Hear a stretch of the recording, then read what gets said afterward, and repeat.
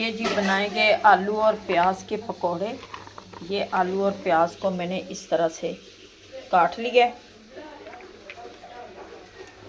और ये धनिया,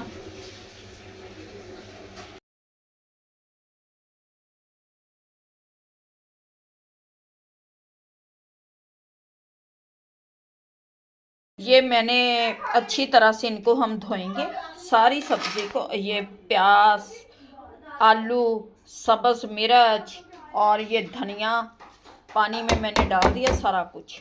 अब इसे मैं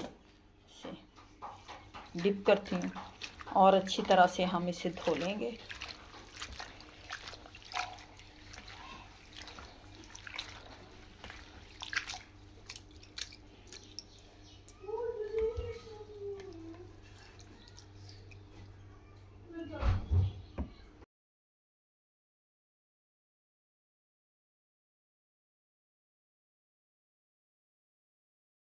इनको मैंने अच्छी तरह से धो लिया, ये देखिए साफ़ हो गए हैं। ये प्याज, आलू, सब्ज़ धनिया, सब्ज़ मिर्च, इनको बिल्कुल इनका पानी निकाल दिया। अब डालती हूँ इसमें मैं मिर्च मसाले।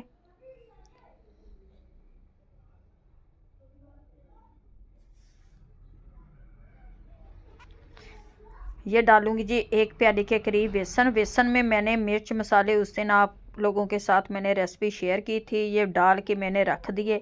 थोड़े थोड़े और डालेंगे क्योंकि आज हमारा ये मिक्सचर ज़्यादा है। और आलू प्याज और ये धनिया 2-2 प्यालियाँ हैं। अब मैं थोड़ी सी चेदड़ मिर्च, थोड़ा सा हाफ़ स्पून चेदड़ मिर्च, हाफ़ स्पून नमक और कसूरी मेथी डालूँगी।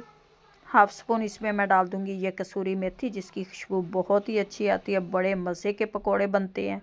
आप भी कसूरी मेथी ज़रूर डाला करें। और अब डालती हूँ इसमें मैं ये थोड़ा सा सूखा धनिया पिसा हुआ। और अब इसे करते हैं मिक्स, क्योंकि मिर्च मसाले नमक हर चीज़ मैंने बेसन में मिक्स करके रख दी थी। लेकिन अब थोड़ा सा मैं और नमक डालूँगी कि क्योंकि कुछ लोग चटपटे खाते हैं और कुछ लोग खाते हैं हल्की मिर्च मसाले वाले पकोड़े। आज थोड़े से चटपटे तेज़ मिर्च मसाले वाले पकोड़े बनाने लगे हैं, क्योंकि रायते और रोटी के साथ हमने खाने हैं और जो बहुत ही मज़े के बनेंगे। और इसे मैं करूँगी अब मिक्स।